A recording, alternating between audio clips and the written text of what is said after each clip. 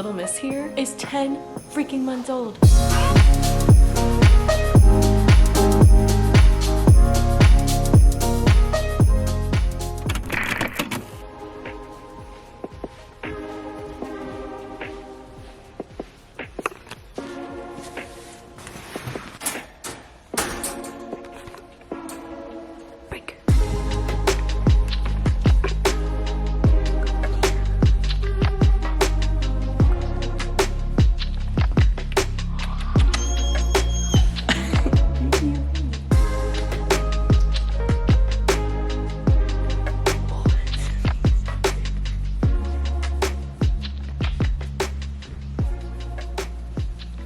Good morning guys and welcome to another Pupdate video. Little Miss here is 10 freaking months old. 10 months!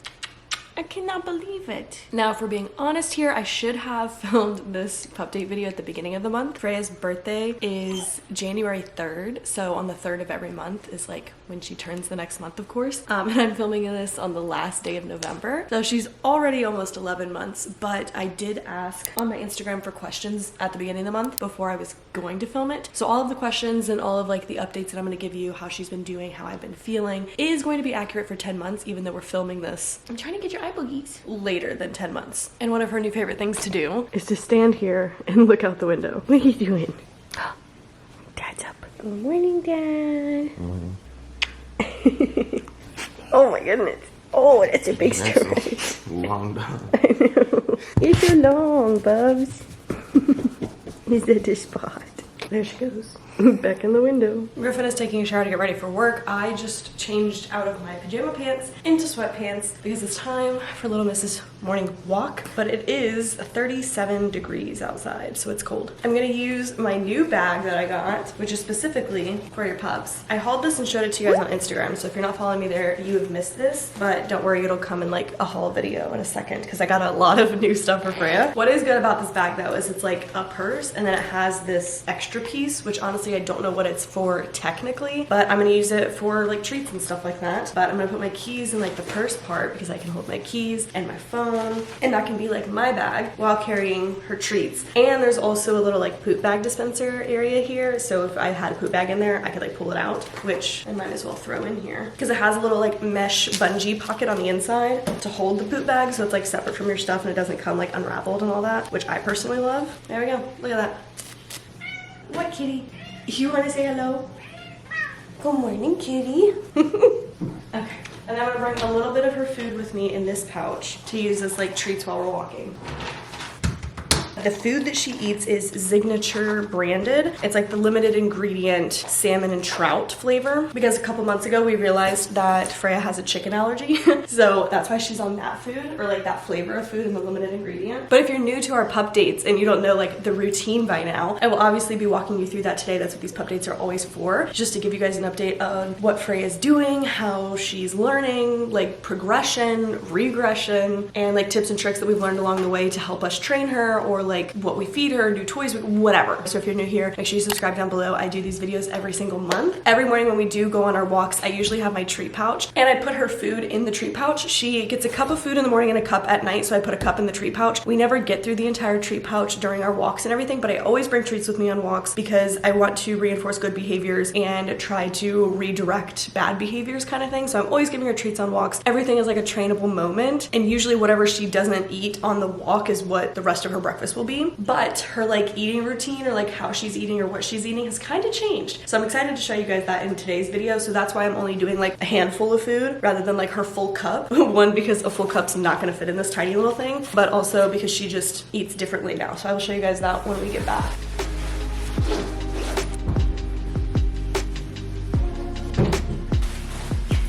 It looks so good because it's just black. Like it just looks like my purse. But little do you know there's poop bags in here and treats. Right, come. Good girl. Yes. Yes. Good girl.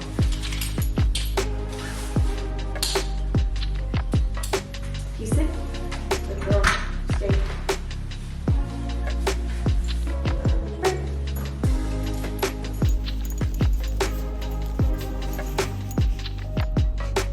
Good girl. Yes. Good heel. Yes. Good girl. Can you sit? Good girl. Freya is really interested in all this construction that's happening right here. So I can tell she's like on alert. Good girl.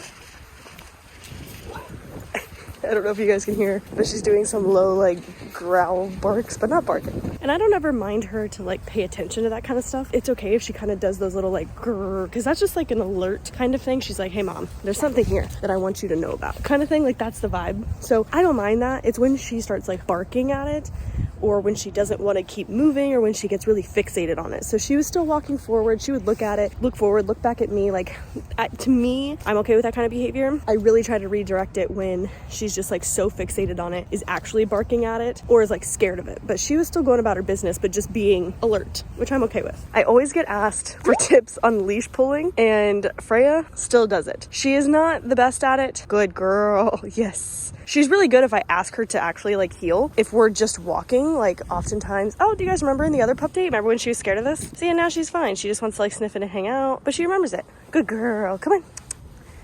Good girl. But see, she pulls, but whenever she pulls, I either stop moving, and there's a whole bunch of tension on this until she sits. Good girl. And then we can start walking again. And it's a lot of repetitiveness, especially when you're teaching them, because obviously she's very excited right now. She wants to go do things, but she knows she has to sit, and we need to walk nicely. Good girl. And then she's gonna do it again.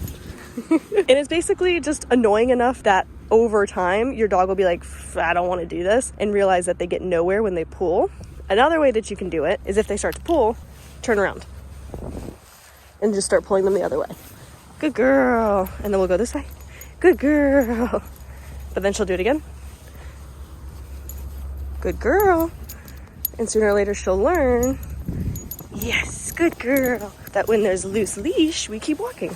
And I usually throw in my correction words sometimes if she's like really pulling. Or if you guys have been watching these videos for a while, you know that I was also trying to implement the word easy into like a command of hers for pulling. So when I say easy, that means that she needs to like kind of come back to me. We have not nailed that one down, and that's mainly my fault, I will admit. I haven't worked it as much. What I have been doing more of is just like the stopping or turning around part. I haven't really been using the word, so I need to be better at that. But if I definitely could go back, I would have taught that like from day one, of like easy means you need to chill out and stop pulling on the leash, because I think it's a great command word. I just need to be better at teaching it, because I want to use it. I just need to be better, to be honest. Something that we used a lot when she was a puppy, like 4 months old on her first walk, and how I taught her how to walk. We honestly could probably go back, and that would help her a lot if we backtracked to the beginning. But we used a slip lead on her to teach her how to heel, and she walked great on that. She learned how to walk great on that. So I would definitely recommend using tools, but the slip lead helped us a bunch.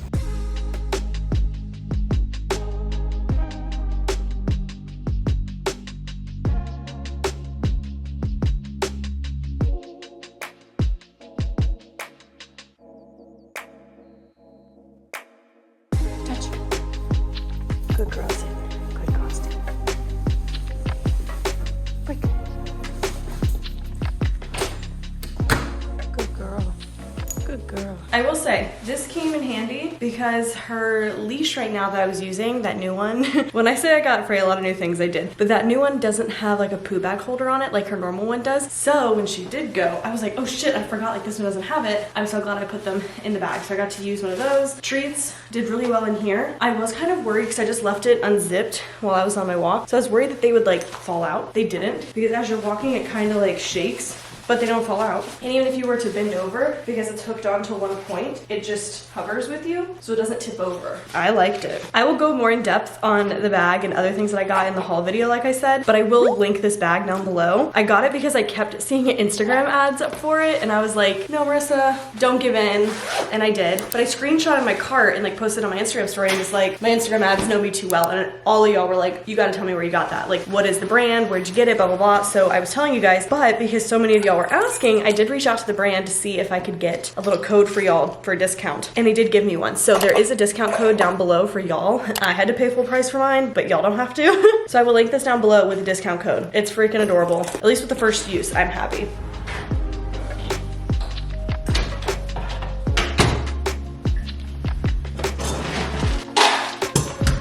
Griffin's in the back vacuuming if you hear that. Her breakfast routine hasn't really changed because normally we're not like rushing in the morning, but I'm like trying to walk her and feed her breakfast and stuff like that before Griffin goes to work and takes her to Ducky Daycare if I'm going to work or whatever. The breakfast portion hasn't really changed, but her night feeding is what has changed. So I'll show you guys that later. But as far as breakfast goes, y'all know the drill. Usually we would use whatever's left over from her walks to train with. But since I only grabbed like a little bit of the training treats, I put a full cup in here. So we're gonna train with at least half of this and then I'll let her eat the other half. If we're not doing training and like we are in a rush to go do something or I have to go take her somewhere, she eats breakfast out of this Snuffle Matt. She's been using this one since she was like literally 3 months old. So I probably need to get her a new one. This is what she normally eats meals out of if we don't have time to train. I of course get asked this all the time, and which is what are all of her commands she knows? Griffin is here and he's gonna do some of like the morning feeding training and kind of like go through all the commands that she knows. She does know all of her commands with just hand signals, so without like verbal, and then she of course knows them verbally. So usually when we do these trainings, we try to go through all of that to like freshen up verbally. She should just do them without hand signals. She should do them with hand signals and then doing them like together, so that way we're just reconnecting all of that constantly.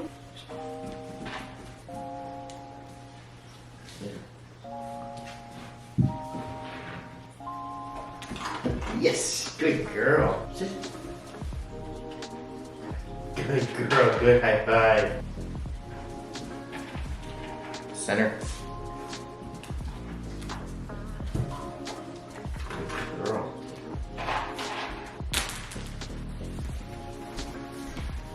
Break.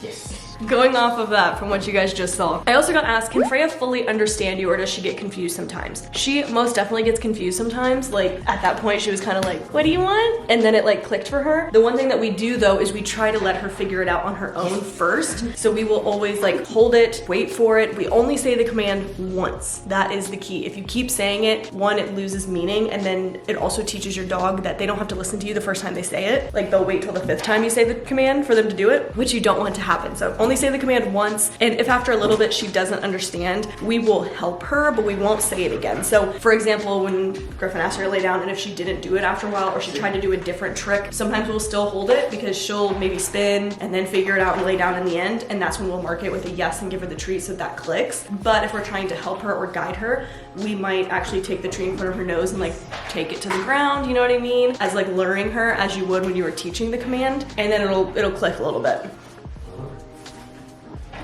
Yes. Good girl. Also with rollover, I feel like you're doing everything these people are asking. I'm teaching my dog rollover and I feel like it's taking so long. How long did it take Freya to learn it? Literally 6 months. Correct. I think she got it in the last Pupdate. If you guys watched the last one, you'll see. Like it was so cool because I got it on camera of it clicking and her like getting it for the first time. It was so cool. Yes. But yeah, it took her like 6 months. That was probably the longest trick for her to learn so far. I don't know why. Like we taught it to her the same way we taught any other trick. It just wasn't clicking for her. Every dog goes at different paces. So we just took our time with it. And one day it clicks and now she can do it. Center. Yes. Good center. Through. Through. Through. Through. Yes. Good girl. Good girl, good count. Griffin's gonna finish feeding her, training her kind of thing while I go and get ready. But after she's done eating and training all of that kind of stuff in the morning, that is my time to get work done because she's usually a little bit exhausted from the morning walk, from the training, a lot of that like mental stimulation, physical stimulation, all the sniffs, all the new smells, all the things. So I use that as like 3 to 4 hours to get as much work done as possible because that's usually when she'll nap and for how long she'll nap. So she just kind of hangs out while I do all of that. But one of the questions I get asked about that is how did you trust Freya to free roam? Do you still have to Hawkeye her? At this point, being almost 11 months old, no, we don't have to Hawkeye her. I feel like we stopped doing that probably around like 7 months, 6 months, 7 months. I know we didn't Hawkeye her a lot before then, but there was still that like, still like like a really puppy at that point, so we would kind of like peek at her, just like make sure that she was doing good. Still a little sketchy on if she would chew something up. She never did, but we also practiced that. So I would definitely recommend, if you're trying to teach your dog anything,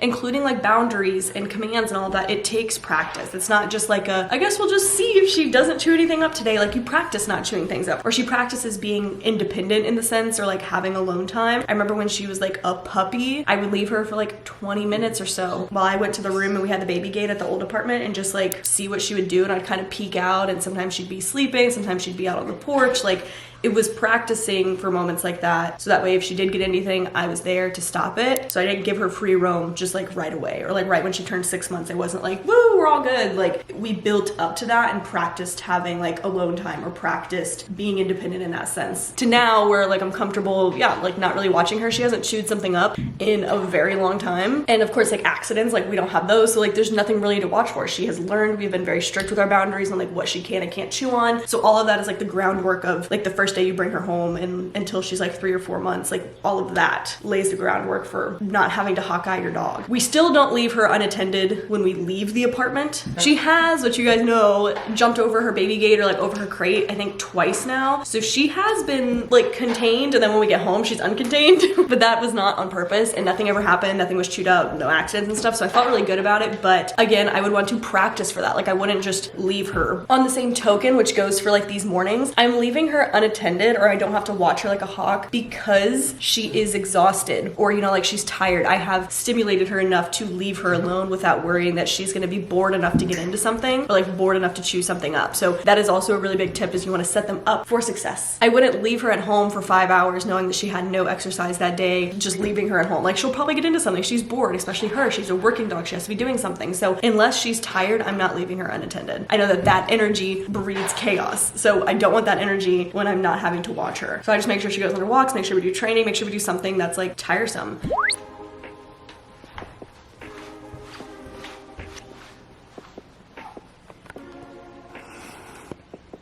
Did you see pee-pee? Thank you, home, babes. Did you have a good nap? Yeah. It's been about 4 hours.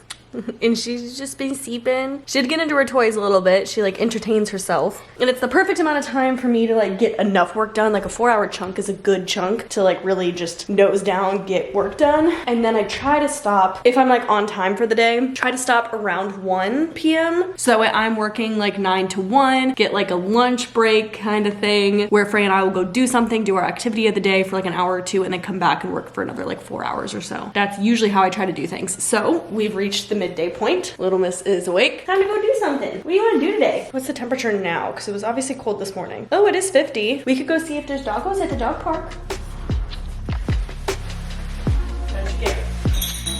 We're leaving right now. I'm gonna bring the bag again, put more treats in here, because I honestly liked it for the walk this morning. And it'll be good to like have my keys in here. Since this is midday, I don't want to use her like kibble today, because I only use her kibble as treats if we're doing something in the morning during breakfast, because I just use some of her breakfast, or at night because it's at night and during her dinner. So since it's midday, I'm gonna bring some of our actual like training treats, but my favorites are the Zooks Minis. These ones are the peanut butter and oats recipe, and Freya loves them, of course.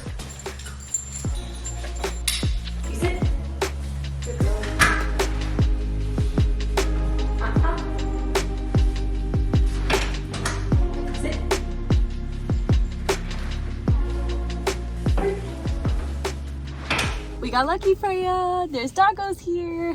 Sometimes when I come here, there's no dogs, and then she gets really sad. But there are dogs here, so we're gonna go play for a little bit. But before we do, I always get the question of how often do we take her to Ducky Daycare, or like how do we decide when we do, kind of thing. She really only goes to daycare like 2 or 3 times a week, if that. I mainly only take her when Griffin's gonna be at work all day, and then I know I'm gonna go into the office or like have to work all day, because my truck job is really a work from home, but sometimes I do have to go into the shop to go do something. And if I'm gonna be somewhere for more than like 2 hours, I just take her anyways, because why not? Like, if she could go to daycare for the 5 hours I'm going to be at the shop, I would rather her do that than sit in a crate. And then I'll go pick her up early. But if she spends like all day at daycare, that's because I'm going to be gone all day, Griffin's going to be gone all day kind of thing. Otherwise, we get to do our activities of the day and go to the dog park, go on little walks, go to PetSmart, just go do stuff together, which I obviously highly prefer to do. And I'm sure she does too.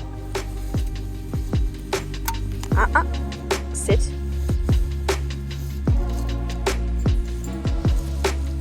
Yes, good girl. Good girl. Come here.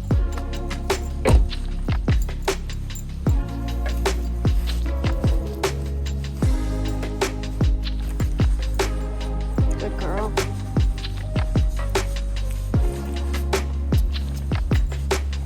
Good girl. Yes. Good girl.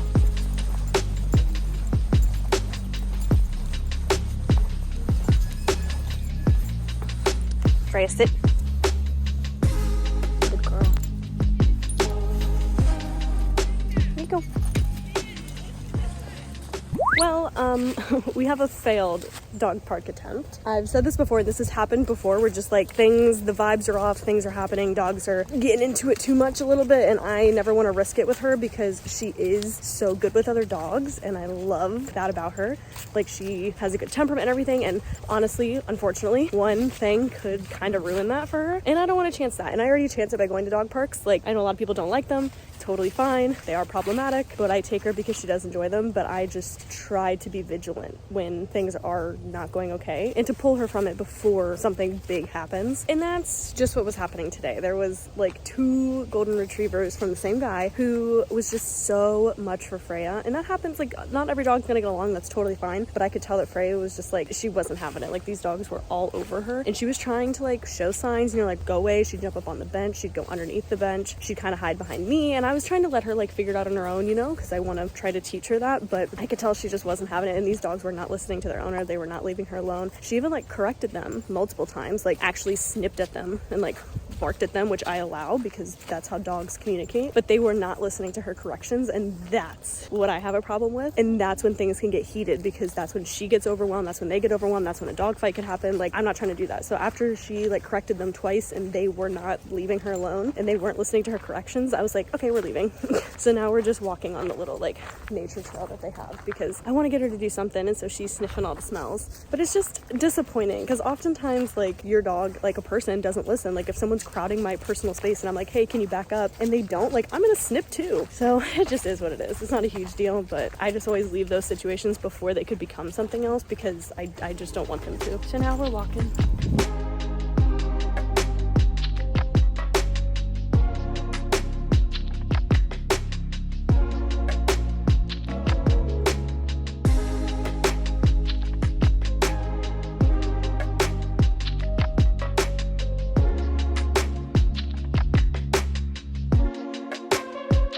We are back home from our failed dog park adventure. Freya's staring at my food right now from across the table. You can't have it. But I did want to eat lunch because if I wait any longer, then it'll be too close to dinner. It's a very underwhelming lean cuisine cheese pizza, if anybody's wondering. But while I do so, I did want to talk about like last month's Pupdate, because I got questions this month about an update on like her regression stuff, how I'm feeling, because I was at my like wit's end last month. So of course I got questions about that. So I wanted to update you guys while I have my lunch. Short answer, I don't really know if she's improved within the regression, but I know that she hasn't gotten worse. That's a plus. Long answer, I don't know, because I just haven't been putting her in situations that I know are probably going to end in a failure, which I think is good. You guys probably hear me talk about it a lot, where I'm like, you want to set your dog up for success. I'm pretty sure I said that earlier in this video. So after my whole fiasco that happened last time, I really realized after like sitting on it that I'm just as much to blame, if not more, than Freya for like that whole fiasco that happened. That's because I did not set her up for success success, and she was unprepared for the environment she was in, and then I was overwhelmed and I was stressed and my energy was throwing it off, and I did not handle anything she was doing correctly. Like, it was just a big snowball effect. So since then, I've really tried to be cognizant you can't have it on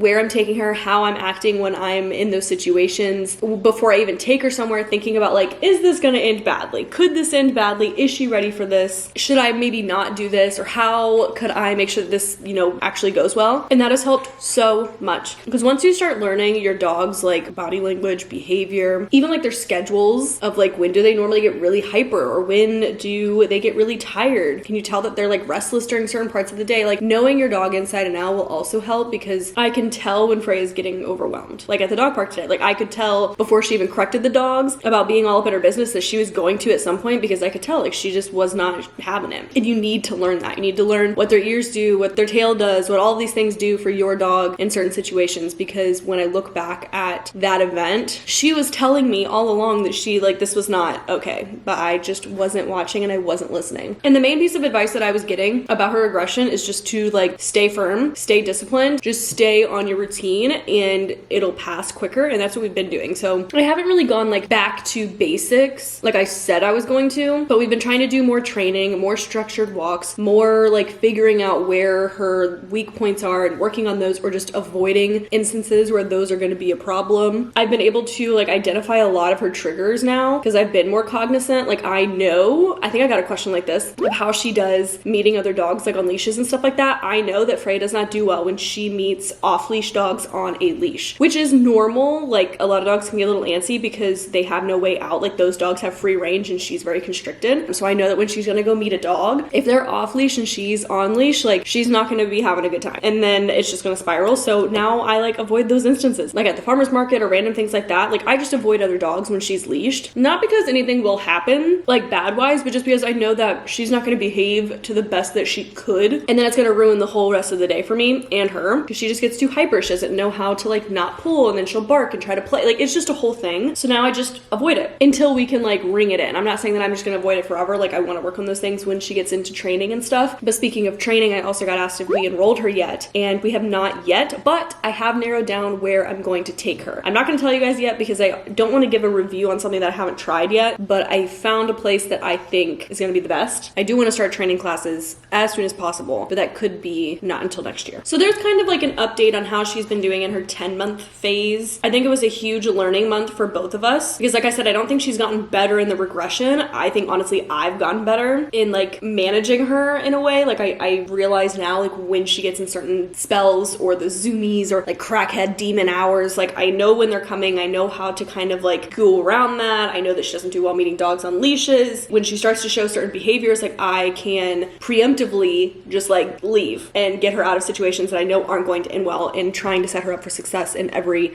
like walk of life that we're doing that day. And honestly, I think that that has helped a ton. I have noticed that, I remember last month I mentioned that she would wait a while to sit sometimes, and I noticed that that's decreasing because we stuck with it. You know, I'm like, nope, you're gonna sit. I didn't give in to her when she was trying to test those boundaries. So we kind of went down on a lot of those like challenging commands things, which we're now coming back up. That I have noticed. I would definitely say the 8th and the 9th month were the hardest so far. The 10th hasn't been so bad, and let's pray for the 11th.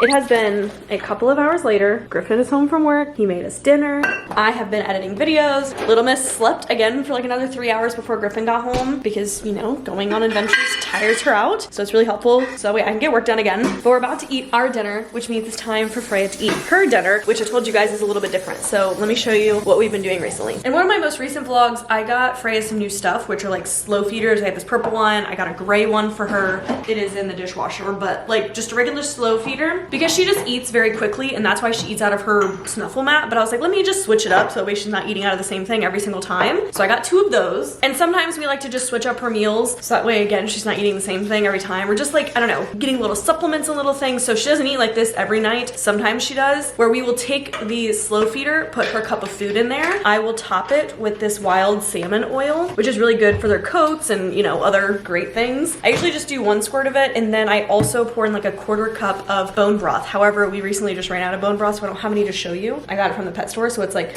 dog bone broth. And we will do one of 2 things. One, we'll just put it into the slow feeder like that, and she'll be able to eat it. Sometimes I will put a little bit of like warm water in it and let the kibble like soak up the water, because kibble is very like dehydrating for dogs. She can have a lot of water with her meals, which makes sure that she's hydrated well, or we will also add a little bit of water in it and freeze it, which is what she's going to eat tonight. And usually we use these for nights that like either she's like a kraken, she needs some like enrichment or something, or she's just like really hyper, because this will keep her busy for like, no joke, an hour, 2 hours. So tonight's is just water and kibble because we ran out of the bone broth, but again, sometimes it's bone broth mixed with water that we freeze with this on top of it as well. Sometimes we don't freeze it, whatever, but that's kind of like the new thing that we've been doing with her dinner, just to switch things up, give her some like supplements, enrich her meals. So she's gonna eat this while we eat, and I've been talking about it and I've been getting it out, and she's already laying in her bed like waiting for it because she knows that is where she gets it. And she's just been staring at me like, hurry up. And so is Griffin because he wants to eat dinner. Oh, and Kitty, you want to eat dinner? Okay. We get our dinner ready. And she's just waiting for her BREAK command. Break. Good girl.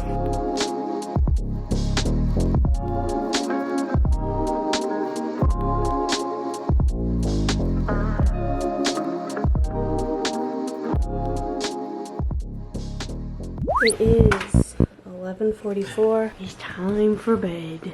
Look at her little nub. Oh.